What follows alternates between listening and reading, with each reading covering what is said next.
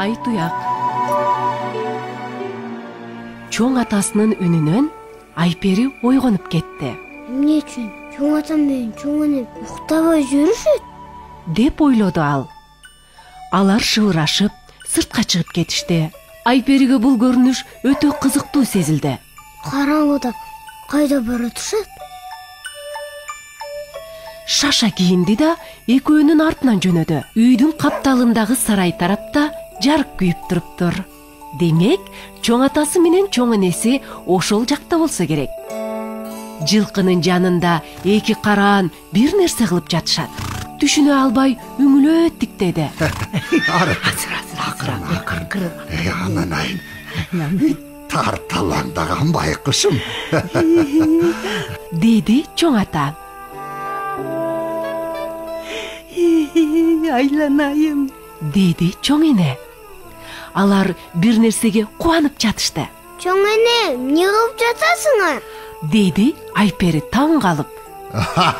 Апе, ботом. Сен да ойгону алдың беле неберем. Деди чоң ата. Айпери, келсең бери. Карачы. Айгашка кулундуу болду. Деди чоң эне. Айпери темтеңдеп эки бутуна араң турган кулунду көрдү.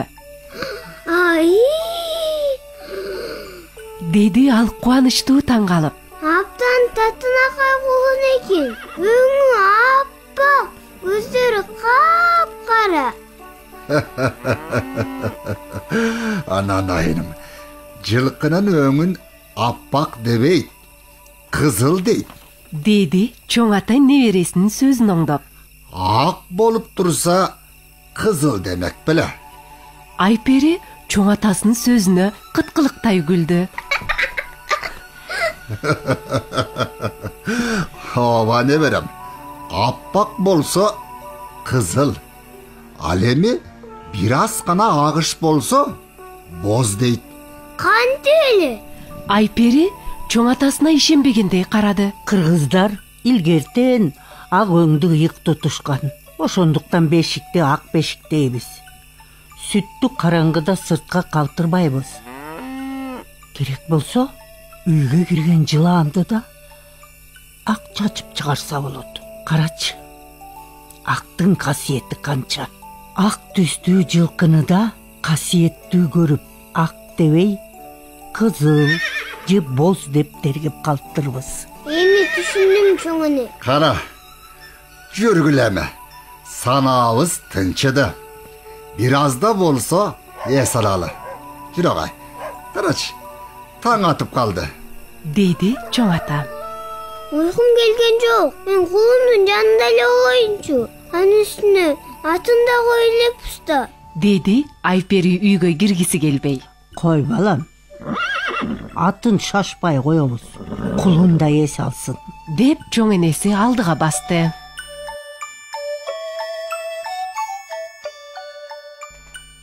Жүр агай, неберем. Деди чоң атасы. Уйкуң келгиче жомак айтып берем. Айпери кубанып кетти. Анткени ал чоң атасынын жомокторун жакшы көрөр эле. Ооба, макул чоң ата. Бул окуя илгери болуптур. Деп чоң ата жомогун баштады.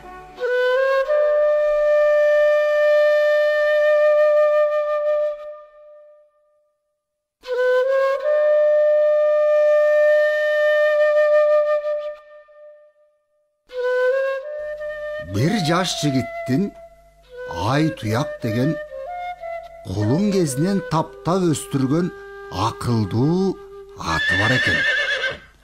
Бир күнү жылкысын минип, эл жер кыдырып жолго чыгат. Жолда кетип баратса, капысынан алдынан каракчылар чыгып, жигитти туткунга алышат.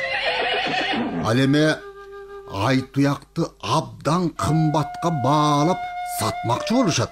Жаш жигитти даракка таңып салышат.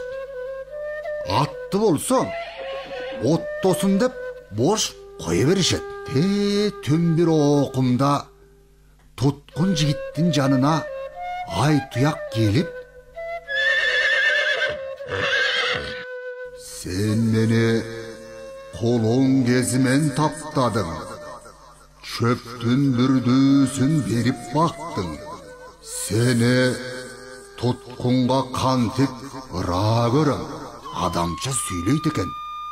Жигит таң кала үнсүз карайт. Азыр мен сени бошотам. Менин жалымдан бекем карма. Мен бирде булутка окшоп аппак болуп кубулам. Бирде кып-кызыл жалынга айланам. Каракчылардан ошентип кутулабыз, дейт ай туяк. Жигит жылкынын айтканын кылат. Каракчылар туткундун качканын байкап калып, артынан кууп жөнөшөт.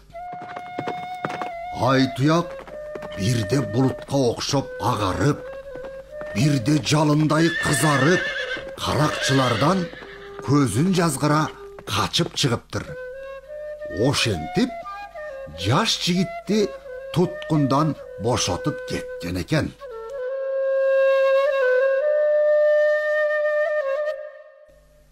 Көрдүңбү неберем? Жылкы баласы багып өстүргөн ээсин эч качан жамандыкка таштабайт.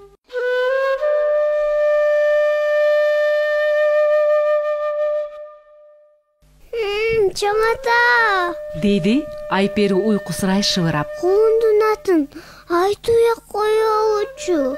Кулдуу, сыйкырдуу болсун. Макул айланайын, ай туяк болсун. Уктай кой неберем, уктай кой. Айпери түшүндө бирде жалынга, бирде булутка айланган ай туякты жетелеп, кубанычтуу чуркап баратты.